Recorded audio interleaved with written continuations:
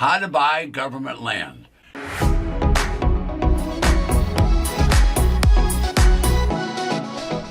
Welcome back. Now, in today's episode is all about land, primarily government land. Now, the bargain hunters are always looking for the best deal. We all certainly understand that. Now, land is unique, and the buyer should really be aware of what they're buying. Why? What are you going to do with that land? Knowing your outcome that you expect is important if you're interested in making money. Now, I'm not referring to the outcome of actually making the purchase. I'm referring to the outcome of what you're going to do with that property. For example, are you going to use the land for some specialized use, like as grazing land? Or maybe you plan to build on the land, or maybe you want to develop it, or will you cultivate the land? The point is you need to know what your outcome is when you're purchasing land. Now, some people just want a large parcel of land so that they can build and be left alone and have peace and quiet. But my point is, you should know your outcome before you purchase land. Now, when people buy a house, their outcome generally is they're going to move into it. But now you're going to get land. What are you going to do with that land? You need to have some kind of plan. Now, I'm Ted Thomas. Now, I've been involved in a subset of the traditional real estate business for over 30 years. Now, traditional real estate, as you know, includes homes, it includes vacant residential lots, it includes small apartment properties, maybe even small farms, and maybe even some random 4 and 5 acre lots. That's pretty much residential real estate. I'm involved in a subset of that business, which really is tax defaulted property. It's the same kind of property, except it means people haven't paid the taxes.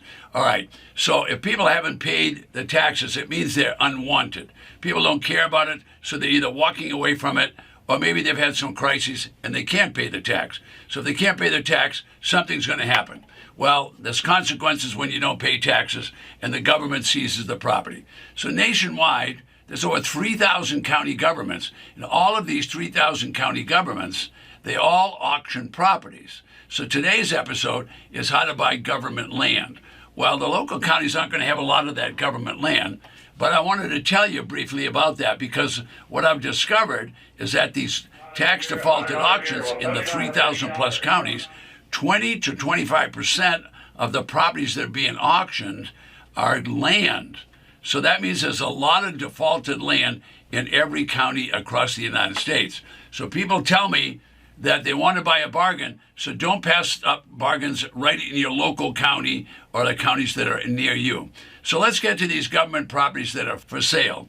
Now, most people are asking for federal government property. That's what they're looking at. But that doesn't mean that the states won't have properties also. You just need to know where to look. So the key is start out, what do you want to do with the land and how much of it do you want to buy? All right, now your state could have it, your county could have vacant land, and the federal government. The federal government's got the most of it, okay? So if you want to buy from the government, where are we going to start? Well, I can tell you right now, the federal government has some massive auctions for homes and for land and for small farms. So let's start out by researching the Department of Agriculture. They'll not only have land, but they'll also have homes which they sell.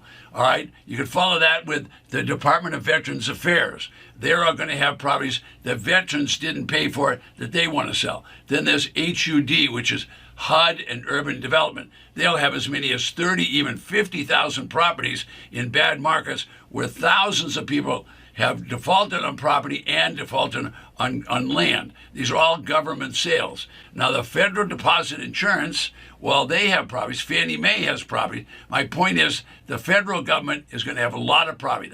These properties are all auctioned. Starting bid is usually very close to whatever the back taxes or what is owed on the foreclosure properties. All right, so now GSA is the Government Services Administration. Now, from time to time, they help develop land, and when they do that, that land could also go to auction. So what are we talking about today? We're talking about how to buy government land. I'm naming off these different agencies, but there's an awful lot of them. Now, the biggest one, the big kahuna of all of them, is the Bureau of Land Management. Now, their auctions are usually conducted in local offices. Now, most of the Bureau of Land Management lands are in the western part of the United States. In other words, west of the Mississippi. That doesn't mean there's none east, but the major part of the Bureau of Land Management properties are in the western part of the United States.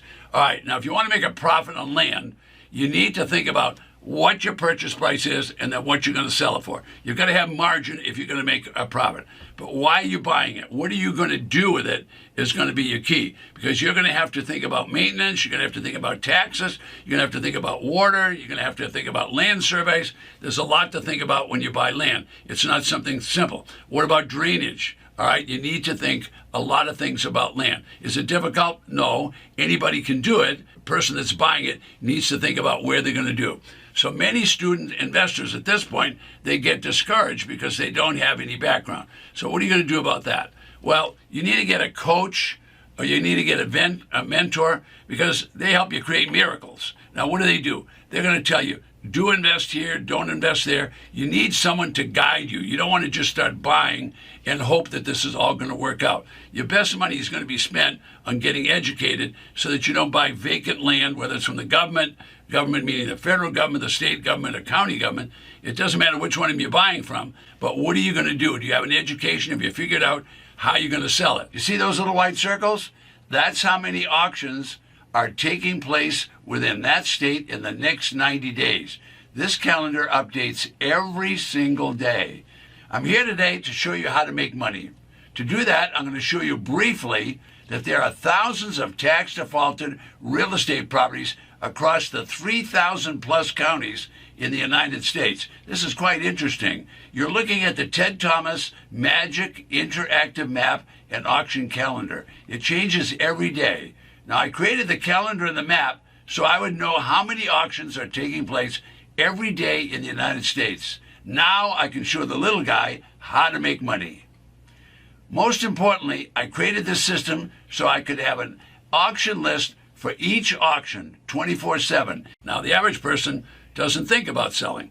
How are you going to sell this property? That's the biggest challenge people have when they buy at tax lien auctions or they buy from government land auctions. What are you going to do with that property? So marketing is very important. How are you going to market it? Are you going to put it on Craigslist? You're going to put it on eBay? You're going to put it on multiple listing? You're going to put signs on it?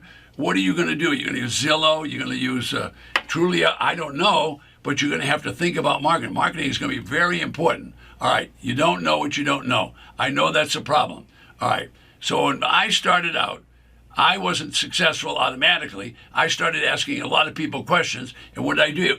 I wrote down the answers because they told me, because they already had experience. All right, so if you're starting out, business can be pretty intimidating. If you do the wrong thing, then you're going to lose your money. So before it gets intimidating, why don't you think about talking to people that have already made the decision? Successful business types, successful brokers, successful coaches. If you don't have a coach, you're missing the boat. You're going to be very careful what kind of properties that you're going to buy. All right, now everyone's going to give you advice. Young people will give you advice. Old people will give you advice. All of your relatives for sure will give you advice. Even people that don't like you are going to give you advice. Now, are they qualified to give you advice? They probably aren't. So you don't want to take that advice from all those people. It's important that you realize that the people are not qualified to give you advice. So you don't have to tell them no, but you need to get advice from people that know what they're doing. That's why successful coaches, and that's why people become successful, because they get a coach that's really going to help them out.